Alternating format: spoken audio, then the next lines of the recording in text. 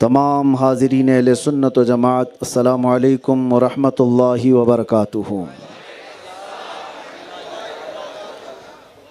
الحمدللہ الحنان المنان الذي خلق الانسان وعلمه البيان، والصلاة والسلام على رسوله سید الانس والجان وعلى آلہ واصحابہ ذوی الخیر والاحسان، اما بعد فاعوذ باللہ من الشیطان الرجیم، بسم اللہ الرحمن الرحیم۔ النبی اولا بالمؤمنین من انفسہم، قال اللہ تعالی فی مقام آخر، اللہ ورسولہ احق ان یرضوہ، وقال اللہ تعالی وَلِلَّهِ الْعِزَّةُ وَلِرَسُولِهِ وَلِلْمُؤْمِنِينَ وَلَكِنَّ الْمُنَافِقِينَ لَا يَعْلَمُونَ۔ صدق اللہ مولانا العظیم۔ بارگاہ رسالت مآب صلی اللہ تعالیٰ علیہ وسلم میں ایک بار درود پاک کا ہدیہ پیش کریں۔ اللہم صلی علی سیدنا محمد معدن الجود والکرم وآلہ واصحابہ الکرام وابنہ الکریم وبارک وسلم صلاۃ دائمۃ سرمدا ابدا۔ پھر کے گلی گلی تباہ ٹھوکریں سب کی کھائی کیوں، دل کو جو عقل دے خدا تیری گلی سے جائے کیوں، جان ہے عشق مصطفیٰ روز فزوں کرے خدا، جس کو ہو درد کا مزہ ناز دوا اٹھائے کیوں۔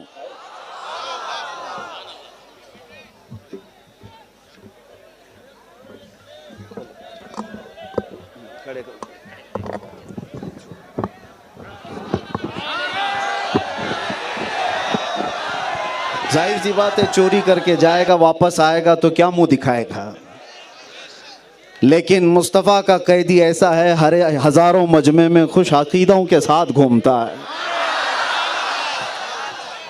اسی کو اعلیٰ حضرت نے کہا نا، جس کو ہو درد کا مزہ ناز دوا اٹھائے کیوں۔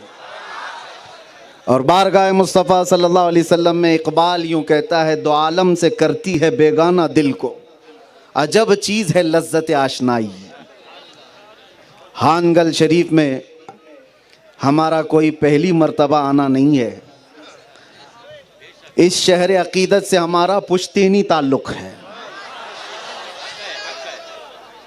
اور لوگ مجھ سے یہ کہتے ہیں آپ بہت کٹر لگتے ہیں، ہمارے بیانات یا پھر کسی چیز کو لے کر کے۔ میں آج محسوس کر رہا تھا، ہانگل سے 45 کلومیٹر دور پیدا ہوا تو کٹر کہتے ہیں، یہاں ہوتا تو پتہ نہیں کیا ہوتا۔ ظاہر سی بات ہے، یہ عقیدے کی کٹرتا اور تسلب سیدی مقبول احمد شاہ کشمیری کا دیا ہوا فیض ہے۔ ہزاروں فتنے آئے اور چلے گئے، ہانگل کی سنیت کا بال باقا بھی نہیں کر سکتے۔ تمہارے قبرستان بھی تو محفوظ ہیں آج تک، سبحان اللہ، بے شک تمہاری گلیاں اور تمہارے چہرے بھی آج محفوظ ہیں۔ ایک بزرگ کے آسمان قریب ہونے سے ایمان کا اتنا بڑا حفاظت کا خزانہ ہے۔ عزیزان گرامی، میں آج ایک بات آپ کو سنا دوں۔ میرے والد گرامی حضرت علامہ محمد ابن حسن رحمہ اللہ، ان سے میں تعلق بتا رہا ہوں۔ اعلیٰ حضرت کشمیری رحمۃ اللہ تعالیٰ علیہ کے متعلق ہم نے اپنے باپ سے سنا ہے، فرماتے تھے کہ ایک بار ان کا چہرہ جو دیکھ لیتا وہ نظریں جھپکانا بھول جاتا، اور پھر ہم یہ سوچتے تھے کہ ان کے اندر اتنی وجاہت ہے تو مصطفیٰ کریم کی وجاہت کا حال کیا ہو۔ لوگ آج کے زمانے میں اس چہرے کے فدائی ہیں تو 1400 سال پہلے چاند سے حسین چہرے کے فدائی کیسے ہوں گے۔ اس آستانے سے میری عقیدت اور میرا تعلق اس طور پر تھا کہ میرے والد کا قصہ بڑا مشہور ہے، میں نے کئی بار سنایا بھی ہے۔ ایکو کم کر دو برائے مہربانی۔ میرے والد گرامی جب جامعہ اشرفیہ مبارک پور سے حضور حافظ ملت کے پاس سے پڑھ کر کے آئے تھے تو میری دادی محترمہ جو عالمہ تھیں، میرے والد صاحب نے ان سے کہا مجھے مصر جانا ہے، تو ہماری دادی نے کہا تھا کہ پہلے حضرت مقبول احمد شاہ کشمیری سے اجازت لے لو، اگر وہ اجازت دے تو چلے جانا۔ سبحان اللہ۔ گھروں کا ماحول بھی یہی تھا اور وہ والدہ کے حکم سے یہاں آئے تھے. واقعہ میں نے یہاں بیان کیا, کئی بار بیان کیا ہے, لیکن ہانگل میں بیان کرنے کا مزہ ہی اور ہے. جب یہ بیان کرتے تھے میرے والد روتے بھی تھے. سیدی مقبول احمد شاہ کشمیری رحمۃ اللہ علیہ کے آستانے پر جس وقت وہ آئے, حضرت عید کے دوسرے یا تیسرے دن کی بات ہے, رمضان کی عید ہو چکی تھی. پوچھتے تھے کہاں سے آئے, کیا پڑھے, سب بتایا جاتا تھا. اور کیا کرنا چاہتے ہو؟ میرے والد کہتے ہیں مصر جامعہ ازہر جانا چاہتا ہوں. پیٹھ پر ایک تھپڑ مارتے اور کہتے کیا مرنے جائے گا وہاں پہ؟ جا بچوں کو پڑھا, امامت کر. تو ساری جتنی امیدیں تھیں جو وہاں جانے کی وہ ٹوٹ گئیں. اچانک حضرت کا حکم آ گیا, منع کر دیا تو میری ماں کو جا کے کیا کہوں گا. سوچتے رہے حضرت کا موڈ ایسا ہوگا, دوسرا اچھا موڈ آئے گا تو پھر میں بیان کر لوں گا. پھر یہیں رکے, عشاء کے بعد پھر یہی بات کہی. حضرت نے پوچھا اور میرے والد نے یہی کہا تھا کہ مجھے جانا ہے. پھر حضرت نے کہا کیا مرنے جائے گا, بچوں کو پڑھا اور امامت کر. رات یہاں پر رک گئے ہانگل میں. بڑا لمبا طویل واقعہ بیان کرتے تھے. میرے والد کے ساتھ جو حاجی صاحب تھے وہ بھی. دوسری صبح ہوئی, ناشتے کے بعد پھر حضرت کے پاس جا کر کہا مجھے جامعہ ازہر مصر جانا ہے. ایک تھپڑ مارا اور کہا مرنے جائے گا وہاں پہ, جا بچوں کو پڑھا اور امامت کر. ایک بزرگ سے کی زبان سے نکلے ہوئے جو الفاظ ہیں وہ حقیقت میں زبان اس کی ہوتی ہے, کلمہ اللہ کا ہوتا ہے. بے شک. واپس آئے, اپنی ماں سے کہا حضرت نے ایسا کہا. ان کی ماں نے کہا تو پھر میری بھی اجازت نہیں. اگر ایک اللہ کے ولی نے تمہیں جانے سے منع کر دیا تو میں بھی نہیں جانے دوں گی. بات در حقیقت یہ تھی, اس وقت اس سال 3 لوگ جا رہے تھے. میرے والد کے ساتھ 2 اور ساتھی تھے. پانی کے جہاز کا سفر کر کے جا رہے تھے. میرے والد کہتے ہیں میں دل پر پتھر باندھ کر کے رہ گیا, نہیں گیا. پھر اس کے بعد مہینے بھر کے بعد خبر آئی کہ ان کے جو 2 ساتھی جہاز میں گئے تھے, جہاز میں پلیگ کی بیماری پھیلی اور سب لوگ مر گئے تھے. اللہ اکبر. ان کے 2 ساتھی بھی جو گئے تھے وہ مصر پہنچنے سے پہلے مر گئے. ان کو سمندر میں ہی کفن پہنا کر کے ڈال دیا گیا. اس کے بعد سے میرے والد کہتے تھے حضرت کا جملہ زندگی بھر کان میں گونجتا تھا, کیا وہاں مرنے جائے گا. حادثوں سے بچانے کی یہ کرامت ہم نے اپنی آنکھوں سے دیکھا نہیں, لیکن اپنے باپ سے سنا ضرور ہے. بات میں اس لیے چھیڑا, میری عقیدت اور میرا تعلق اس آستانے سے اس لیے بھی ہے, ہمارا پشتینی تعلق ہے. میرے بڑے بھائی حضرت علامہ مفتی زبیر صاحب وہ بھی جامعہ ازہر جانا چاہ رہے تھے اور بنکاپور میں پڑھاتے تھے. بڑا جلوس یہاں سے نکلا تھا, وہ جا رہے تھے. ممبئی گئے تو اس وقت بھی کچھ حادثہ ہوا تو وہ جا نہ سکے. تیسرا میں تھا. میں جب فارغ ہو کر جامعۃ الرضا سے آیا اور میرا بھی جانے کا پورا پکا بن گیا. حالانکہ پکا اس لیے میں کہہ رہا ہوں کہ حضور تاج الشریعہ رحمۃ اللہ علیہ نے سر پر امامہ باندھا تھا سبحان اللہ, سبحان اللہ, سبحان اور اللہ. حضرت نے فرمایا تھا تم جاؤ. لیکن جب میں آیا یہاں پر تو میرے والد صاحب اس وقت یہ کہتے ہیں کہ ٹھیک ہے میں نہیں جا سکا, میرا بڑا بیٹا نہیں جا سکا, اب تم جا رہے ہو. لیکن پھر بھی میں یہ چاہتا ہوں کہ سب سے پہلے ہم ہانگل شریف پیر مقبول کی بارگاہ میں حاضری. سبحان اللہ, نعرہ تکبیر. توجہ, ہم سب سے پہلے یہاں آئیں گے. میرے جانے سے پہلے کی بات میں بتا رہا ہوں. میں کہا حاضری تو دے دیں گے, کوئی بات نہیں. میرے والد کے ساتھ میں ہانگل شریف یہاں پر حاضر ہوا تھا. کسی کو اتنی خبر نہیں تھی اور نہ ہی ہم کوئی مشہور آدمی تھے. لیکن درگاہ شریف پر میں جیسے حاضر ہوا, میں آپ کو بتاتا ہوں, میرے مشفق اور کرم فرما حضرت العلامہ مولانا خلیل احمد مصباحی صاحب اور حضرت علامہ مولانا سید شفیع اللہ مصباحی صاحب اس وقت بھی یہ موجود تھے, آج بھی ہیں, اللہ ان کے اقبال بلند فرمائے. یہ حضرات تشریف لائے اور سرکار سیدی مقبول احمد شاہ کشمیری رحمۃ اللہ تعالیٰ علیہ کے آستانے پر میرے سر پر انہوں نے امامہ باندھا. پھر اس کے بعد میں باہر نکلا تو میرے والد صاحب مولانا خلیل صاحب کو ویسے ہی چاہتے تھے جیسے مفتی زبیر صاحب کو اپنے بیٹے کی طرح. تو وہ اسی جملے میں کہے مجھے کار میں بیٹھ کر کے کہا خلیل نے امامہ نہیں باندھا ہے، پیر مقبول احمد شاہ کشمیری کی اجازت ملی، سبحان اللہ، اب تم جا سکتے ہو۔ بحمدی تعالیٰ میں گیا بھی، اور جس انداز سے گیا اور رہا آیا واپس، میں اسی لیے یہ بات عرض کر رہا ہوں، میری اپنی تعریف کے لیے نہیں، بلکہ ہمارے پاس جو کچھ بھی ملا ہے وہ انہی بزرگوں کا فیض ہے۔ ایوارڈ وغیرہ سب آپ سے کیا لیں گے، لکڑی کا ایوارڈ اور یہ توغرا، ٹھیک ہے، یہ آپ کی محبتیں اور عقیدتیں ہیں، ہم ایوارڈ بارگاہ مصطفیٰ سے لینے کے متمنی ہیں۔ رسول کریم صلی اللہ تعالیٰ علیہ وسلم کے دربار سے صرف اتنا اشارہ ہو جائے، ہمارا تو یہ نعرہ ہے، ہر مصیبت ہر ستم گوارا ہے، یا رسول اللہ ایک بار تم کہہ دو کہ تو ہمارا ہے۔ ہر ستم ہر مصیبت گوارا ہے، یا رسول اللہ ایک بار تم کہہ دو کہ تو ہمارا ہے۔ یہی ہمارا مشن ہے، اور اعلیٰ حضرت فاضل بریلوی رضی اللہ تعالیٰ عنہ کا بھی یہی مشن تھا۔ فرماتے تھے نہ مرا گوش زتانے، یعنی مجھے کسی تان و تشنی سے سروکار نہیں، اور نہ ہی مجھے کسی تعریف کرنے والے کو سننا ہے۔ میں گدا ہوں اپنے کریم کا، میں گدا ہوں اپنے کریم کا، میرا دین پارے نہ نہیں۔ عزیزان گرامی وقار، میرا یہ جملہ ہے، یاد رکھو، ان کی بات کرو ہر دل پہ راج کرو۔ ہزاروں نہیں لاکھوں دلوں کو اللہ تعالیٰ تمہاری طرف پھیر دیتا ہے۔ مصطفیٰ کریم صلی اللہ علیہ وسلم کی عزت کی بات کرو۔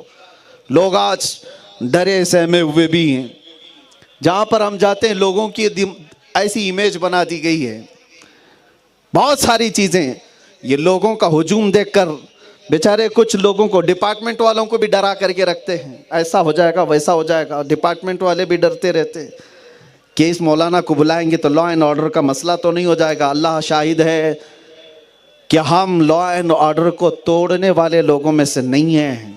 یہ قوم اسی وقت خفا ہوتی ہے جب ان کی جان کو کوئی انگلی اٹھاتا، باقی کیا کیا نہیں کر لیا گیا ہمارے ساتھ، سب کچھ تباہ ہو چکا ہے۔ ہم کس چیز کا رونا روئیں؟ ہمارے بچوں کے جنازے کا، ہماری عورتوں کی عزتیں نیلام ہونے کا، کس چیز کا رونا روئیں؟ ہمارے پاس سے تو سب لٹ گیا ہے، ہمارے بچوں کو آوارہ کر دیا گیا ہے، نوجوانوں کی تو کوئی حیثیت ہی نہیں رہ گئی، سب ٹوٹ پھوٹ گیا ہے۔ لیکن میرے عزیزو، اس بات پر فخر ہوتا ہے، اس قوم کا سرمایہ سب چلا گیا، مال و دولت لوٹ لی گئی، ان کی نوکریاں بھی نہیں، ان کے ساتھ کوئی بھی ایسا قائد نہیں، یہ ٹوٹی پھوٹی جماعتوں میں ہے۔ لیکن فخر اس بات پر ہوتا ہے جب ناموس رسالت کی بات آتی ہے تو رگیں جہاں پھڑکنے لگ جاتی ہے، اور پھر ہر جگہ سے ایک ہی آواز آتی ہے، لبیک یا رسول اللہ۔ یہی دنیا دیکھ کر گھبرا رہی ہے کہ ابھی بھی رمق باقی ہے، ابھی بھی چمک باقی ہے، ابھی بھی زندگی باقی ہے۔ میں یہ کہتا ہوں تم ہزار چیر پھاڑ کر لو ہمارے ساتھ، لیکن مصطفیٰ کریم کا نام ہماری جان سے زیادہ عزیز ہے، اس چیز میں کوئی کمپرومائز نہیں کیا جاتا۔ ہمارا لہجہ بھی اگر سخت ہوتا ہے تو اسی مسئلے میں سخت ہوتا ہے، ہم بڑے نرم انداز میں گفتگو کرتے ہیں، نرم انداز میں بات کرنے کے عادی ہیں۔ میں کوئی بھڑکاؤ بات نہیں کروں گا، ہمارا مزاج بھی نہیں۔ اگر حضور کے عشق پر اور عزت پر بات کرنا کسی کو بھڑکاؤ لگتا ہے تو یہ تو ہم روز کریں گے، یہ اگر آپ کو لگتا ہے تو یہ ہم روز کریں گے۔ باقی تو لوگوں کو پھیرنے میں مہارت ہے، جملے بدل کر کے ادھر سے ادھر۔ اسی لیے تو میرے عزیزو، ہم تو صرف اتنا بھی اگر کہہ دیں کچھ دیر کی خاموشی ہے، آگے نہیں، اور ڈر بھی نہیں ہے۔ اس لیے پورا کمپلیٹ نہیں کر رہا ہوں کہ اب 4 سال کا بچہ بھی کمپلیٹ خود ہی کر لیتا ہے۔ میرا بچہ ہے، میرا بچہ ہے، میری جگہ پر اب وہ تقریر کرتا ہے اور سب سے پہلے یہی شعر پڑھتا ہے۔ مجھے اس چیز کا وہ نہیں ہے۔ میرے عزیزوں، کسی کو اگر کوئی جملے پھیر کر کے بدل کر ہماری امیج کو خراب کرنا چاہیں تو یہ ان کا مسئلہ ہے۔ آپ ہمیں پڑھیں، ہمیں دیکھیں، ہمیں سنیں، ہم تو صرف اور صرف ناموس رسالت کے لیے بات کرتے ہیں۔ آؤ اے نوجوانوں، میں صحابہ اکرام رضوان اللہ تعالیٰ علیہ مجمعین کی زندگی سے آپ کو بتاؤں۔ ایک صحابی رسول کا ایسا معاملہ، اللہ کے نبی صلی اللہ تعالیٰ علیہ وسلم غزوہ بنی مصطلق سے واپس تشریف لا رہے ہیں، اور اس وقت صحابہ کی جماعت میں ایک منافق بھی تھا، عبداللہ بن ابی رئیس المنافقین. منافق کس کو کہتے ہیں؟ دل میں حضور کی دشمنی چھپائے ہوئے اور سامنے سے اسلام دکھایا ہوا. سامنے مسلمان تھا، دل میں نفرت تھی، صحابہ سے نفرت تھی، حضور سے نفرت تھی. لیکن حیرت کی بات میں آپ کو بتاؤں، اس کا بیٹا ہے وہ صحابی رسول ہے، بیٹا عاشق رسول. عبداللہ بن ابی نے صرف ایک بار واپس پلٹتے ہوئے غزوے سے واپس آ رہے تھے، کنویں سے پانی نکالنے کے وقت انصار اور مہاجرین میں کچھ تکرار ہو گئی. پانی نکالنے میں کچھ تکرار ہو گئی. جو مہاجرین ہیں وہ مکہ سے آئے ہوئے ہیں، انصار جو مدینے میں رہنے والے ہیں. تو اس عبداللہ بن ابی منافق نے مدینے والوں کو بھڑکانا شروع کیا کہ یہ ذلیل لوگ، چھوٹے لوگ جو باہر سے آئے، ننگے تھے، کپڑے نہیں تھے، فلاں تھا، اور یہ آ کر ہم پر حکومت کریں گے. عنقریب ہم مدینے لوٹیں گے تو ہم ان سب کو نکال کر باہر کریں گے. لا یخرجن الاعز منها الاذل. اس نے کہا ہم عزت والے لوگ ہیں، ہم ان ذلیلوں کو نکالیں گے. سنو جملہ میرے عزیزو، منافق نے کہا تھا ہم ان لوگوں کو نکالیں گے، ہم عزت والے ہیں. یہ بات پھیل گئی، صحابہ کے درمیان آ گئی، اور جیسے یہ بات پھیلتے پھیلتے انصار و مہاجرین میں چلی گئی کہ عبداللہ بن ابی نے یہ کہا کہ رسول اللہ اور ان کی جماعت جو ہجرت کر کے آئے ہیں وہ چھوٹے لوگوں میں سے ہم سے پناہ لے کر کے رہ رہے ہیں، ہم مدینے والے عزت والے لوگ ہیں. جملہ بڑا تیکھا تھا اور کڑوا تھا، گالی بھرا ہوا تھا. لیکن یہ جملہ جب عبداللہ بن ابی کے بیٹے ان کے پاس پہنچا، بیٹے کو سنو، دوسرے صحابہ نے ایکشن بعد میں لیا. بیٹا مدینہ آنے سے پہلے ہی کھڑا ہو گیا راستے پر، کہا میرا باپ کہاں ہے؟ عبداللہ بن ابی. جب وہ قریب آیا تو بیٹے نے دامن پکڑ کر پوچھا، کیا تو ہی وہ ذلیل ہے جس نے صحابہ کی جماعت کو ذلیل کہا ہے؟ کیا تو ہی وہ ذلیل ہے جو رسول اللہ اور ان کی جماعت کو ذلیل کہا اور یہ کہا کہ اب ہم عزت والے لوگ ان کو ذلیلوں کو نکالیں گے؟ اس نے کہا تو بیٹا ہے میرا، میں باپ ہوں تیرا. بیٹے نے کہا باپ بیٹے کا رشتہ ختم، یہاں صرف عظمت مصطفیٰ کا رشتہ ہے. سبحان اللہ. یہی تو پیغام تاج شریعہ تھا، نبی سے ہو جو بیگانہ اسے دل سے جدا کر دیں. نبی سے ہو جو بیگانہ اسے دل سے جدا کر دیں، پدر مادر برادر جان و مال ان پر فدا کرتے. بے شک. یہ مسلک اعلیٰ حضرت کا بریلی سے لیا ہوا نہیں ہے، یہ صحابہ کی جماعت سے لیا ہوا ہے. سبحان اللہ. بیٹے نے کہا میں تجھے مدینے میں داخل ہونے ہی نہیں دوں گا. عبداللہ بن ابی نے کہا میں سردار ہوں قبیلے کا، مدینہ میرا وطن ہے، گھر میرے مدینے میں، مجھے تو نہیں داخل ہونے دے گا نا. بیٹے نے کہا تلوار نکال لی اور کہا میں تجھے مدینے میں داخل ہونے نہیں دوں گا. اپنے باپ کو کہا پھر کیا کروں؟ کہا یہاں اعلان کر کہ تو ذلیل ہے اور صحابہ عزت والے ہیں. سبحان اللہ. سبحان اللہ. اعلان کر کہ تو ذلیل ہے اور اللہ کے رسول اور سارے صحابہ عزت والے ہیں، اس وقت تک میں تلوار اندر نہیں کروں گا. کیا بیٹے کی محبت تھی. باپ نے سب کے سامنے کہنے سے شرمایا اور کہا چل میں تیرے کان میں بول دیتا ہوں. کہا نہیں، کان میں نہیں، جس طرح تو نے تکرار کے وقت سب کے سامنے کہا تھا مجمع میں کہہ. اپنے باپ کو بیٹا کہلوا رہا ہے. اور اس کے بعد جب باپ کھڑا ہوا اور کہا اے اہل مدینہ سب سنو، میں ذلیل ہوں، رسول اللہ کی جماعت عزت والی. سبحان اللہ. سبحان اللہ. قرآن کی آیت نازل ہو گئی وَلِلَّهِ الْعِزَّةُ وَلِرَسُولِهِ وَلِلْمُؤْمِنِينَ. عزت تو اللہ کی ہے، رسول کی ہے، ایمان والوں کی ہے. وَلَكِنَّ الْمُنَافِقِينَ لَا يَعْلَمُونَ. منافقوں کو اس بات کا علم نہیں ہے. آج بھی میرے عزیزو ادھر ادھر جو دجالی فرقوں میں جاتے ہیں ان کی کوئی عزت نہیں. عزت تو ایمان والوں کی ہے. تم جمے رہو، ڈٹے رہو عظمت مصطفیٰ کے ساتھ، حضور کی عزت کے ساتھ کوئی کمپرومائز. جو جان مانگو تو جان دے دے، جو مال مانگو تو مال دے دے، مگر یہ ہم سے کبھی نہ ہوگا نبی کا جاہو جلال دے دے. اس پر کوئی سمجھوتے کی بات نہیں کرتے. یہی مسلک اعلیٰ حضرت ہے، یہی مسلک اعلیٰ حضرت ہے. میں کہتا ہوں، کچھ لوگ مجھ سے کہتے تھے کہ یہ مسلمانوں کی جماعت کا تو آج حال یہ ہو گیا ہے जब इलेक्शन आता है सारी पार्टियों में घूमते रहते हैं झंडे ले लेकर के, सुबह नीले पट्टे वालों के साथ, दोपहर में लाल पट्टे वालों के साथ, रात में केसरी पट्टे वालों के साथ, सबसे 500 लेते रहते। किसी ने मुझे ताना मार करके कहा था, एक नेता साहब ने, मैंने कहा बात दर हकीकत ये है, वो भी कमाते हैं, आप भी कमाते हो, इलेक्शन का माहौल होता है, कंपेयर करने की जहां बात आती है, आप एक पार्टी के नेता हो, दूसरा कोई और नेता है, तीसरा कोई और नेता है, हमारे बच्चों को सब बराबर लगता है, इससे भी लो इससे भी लो, झंडे लगा के घूम लेते हैं।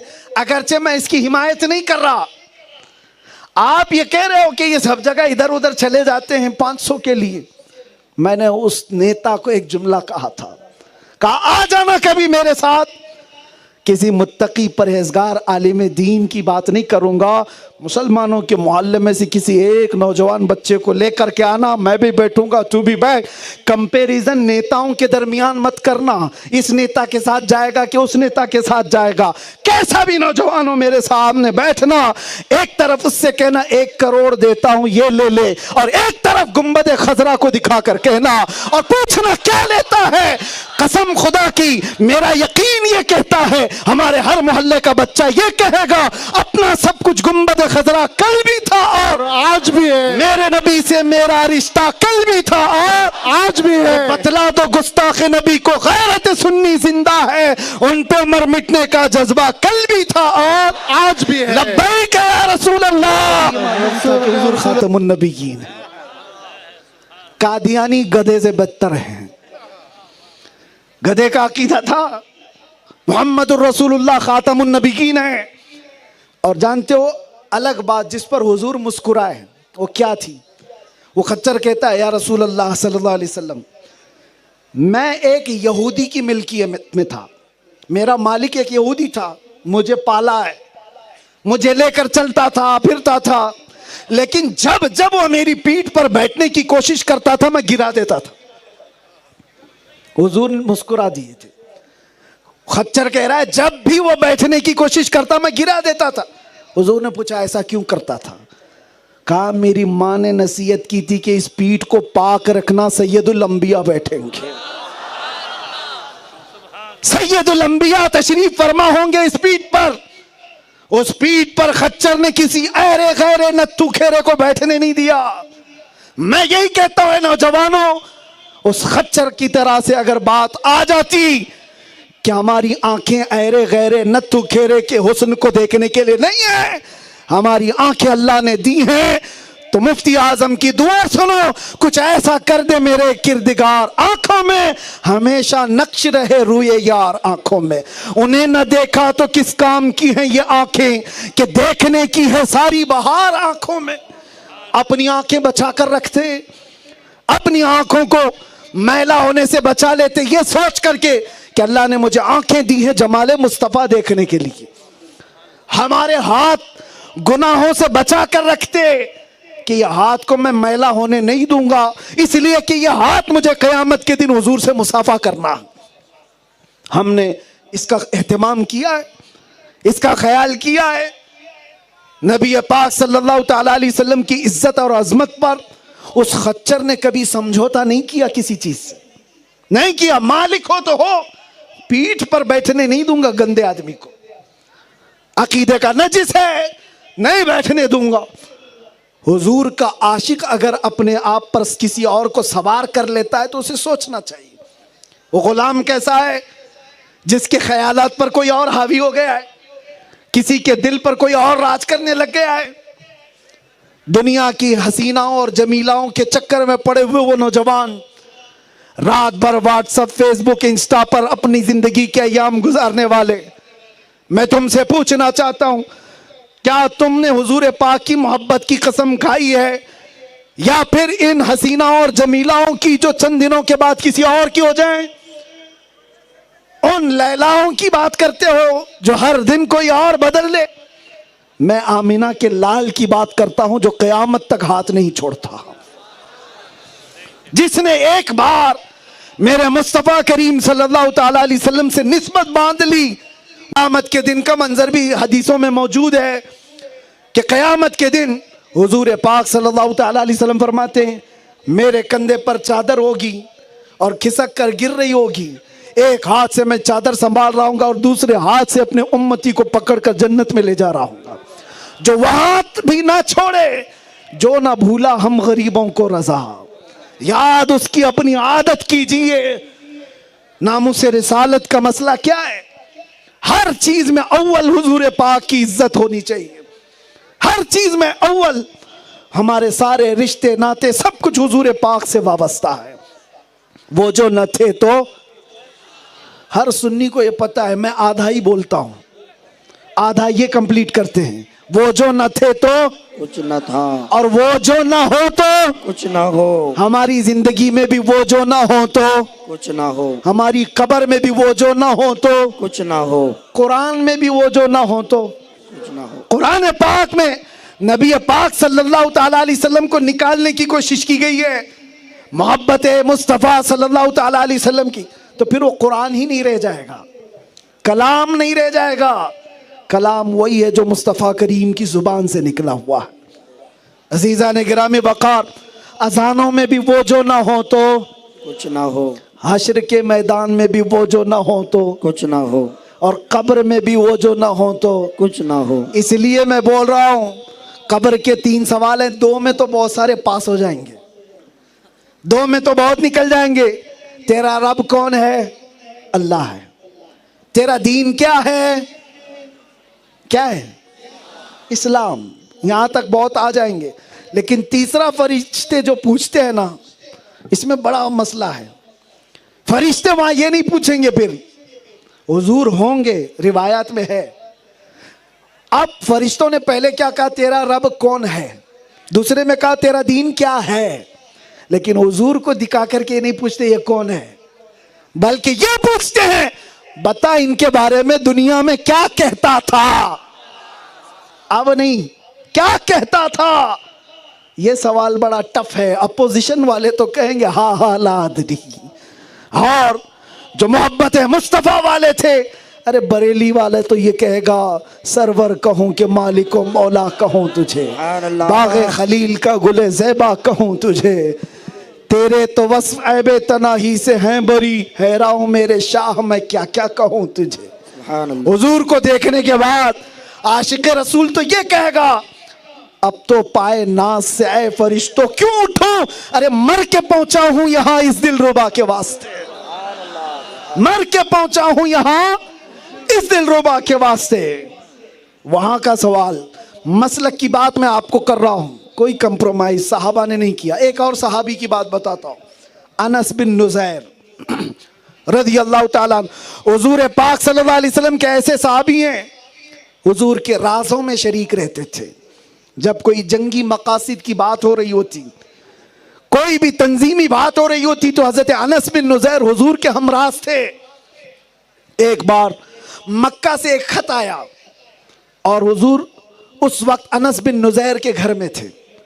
حضور پاک صلی اللہ علیہ وسلم نے انس بن نزیر سے کہا خط پڑھو۔ انس بن نزیر نے خط پورا پڑھا، سنایا۔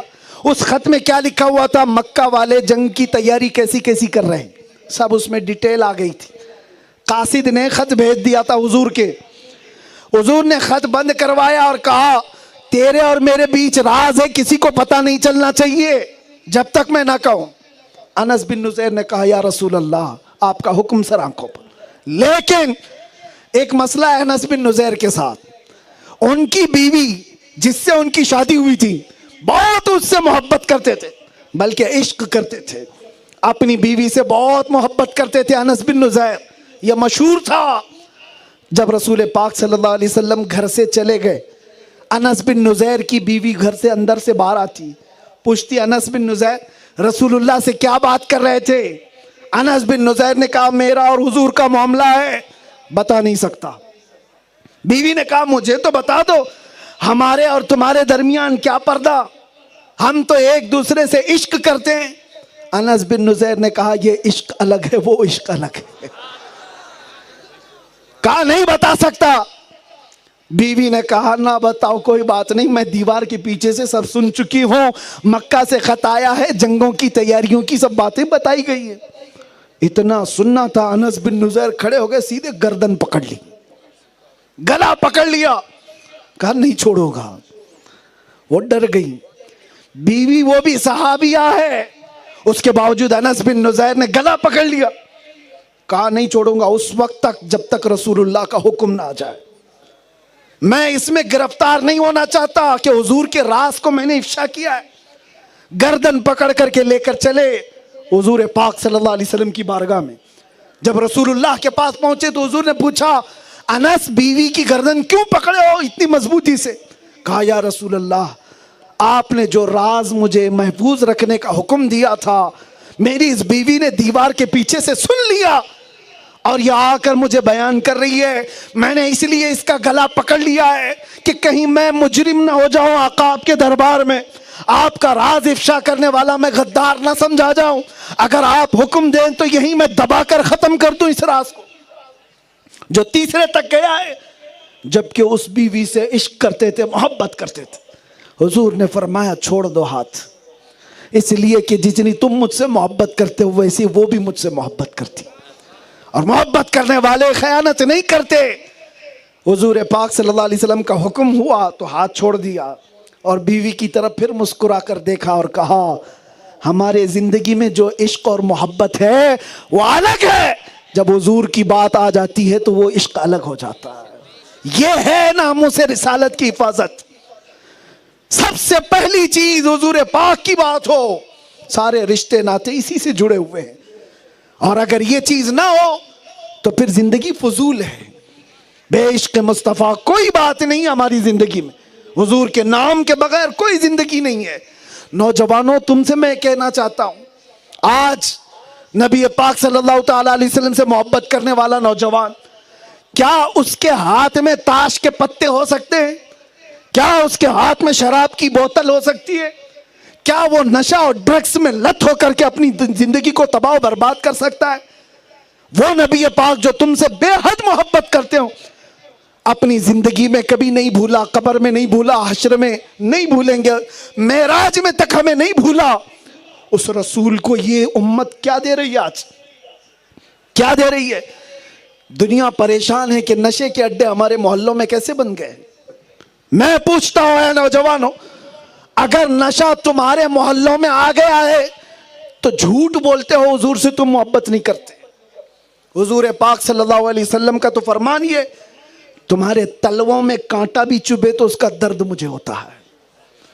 वो एहसास करने वाले रसूल, तुम्हारे और हमारे आमाल हर जुमेरात को बारगाह मुस्तफा में पेश किए जाते हैं। हुजूर के पास हम सब के अमाल पेश होते हैं, हमने क्या क्या किया हफ्ते भर। नबी पाक को फरिश्ते सब सुनाते हैं और मेरे आका फरमाते हैं, तुम में से हर एक को उसके बाप के नाम से मैं पहचानता हूं। सोचो हफ्ते भर के क्या काम हमारे पहुंचाए जाते होंगे। अब तो बदलने का वक्त आ गया है। हम अपना हफ्ता महफूज रखें कि बारगाह मुस्तफा में अच्छी खबरें जाए मेरी। मैंने जो कुछ अब तक किया है तौबा कर लूंगा। याद रखो, याद रखो, दुनिया का चोर पुलिस से डरकर भागता है क्योंकि पकड़ लेंगे, जेल में डालेंगे, केस बन जाएगा। लेकिन आला हजरत फरमाते हैं, चोर हाकिम से छुपा करते हैं और यहां तेरे दामन में छुपे चोर अनोखा तेरा। बारगाह मुस्तफा में जब कोई सारे गुनाह करके भी आता है तो उसे मरदूद नहीं किया जाता, उसे धुतकारा नहीं जाता है। करके तुम्हारे गुनाह मांगे तुम्हारी पनाह और तुम कहो दामन में आ, तुम पे करोड़ों दुरूद।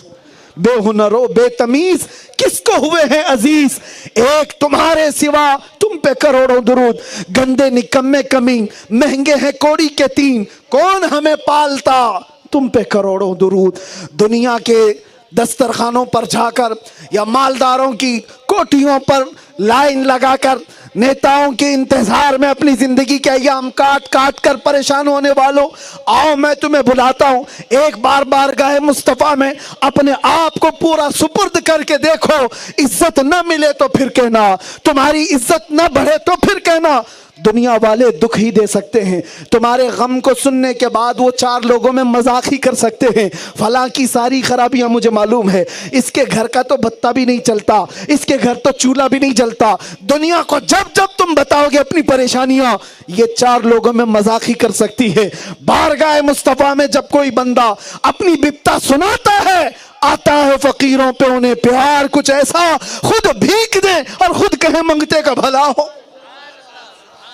دربار رسالت کا معاملہ الگ ہے، عام لوگوں کی طرح نہیں۔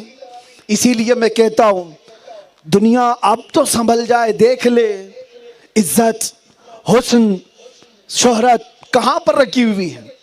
تمہارے چہرے کا غازہ بھی مصطفیٰ کے نام سے ہے۔